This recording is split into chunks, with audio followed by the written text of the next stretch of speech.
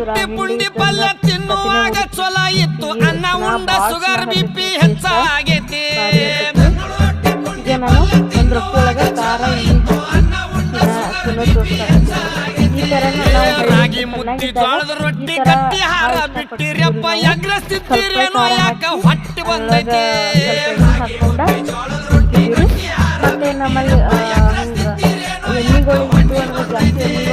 ಕಾಲ ಕೆಟ್ಟೈತಂತ ನೀವು ಕಟ್ಟಿ ಮೇಲೆ ಮಾತಾಡ್ತೀರಿ ಕಾಲ ಕೆಟ್ಟಿಲ್ಲಪ್ಪ ನಿಮ್ಮ ತಲೆ ಕೆಟ್ಟೈತಿ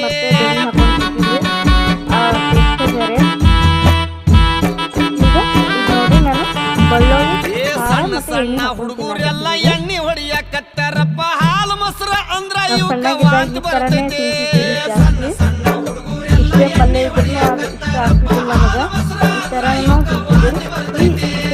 ಮಾರಿ ಮ್ಯಾಗ ಮಿಸಿ ಇಲ್ಲ ಸಾಲಿಗೆ ಒಟ್ಟ ಹೋಗ್ತಾ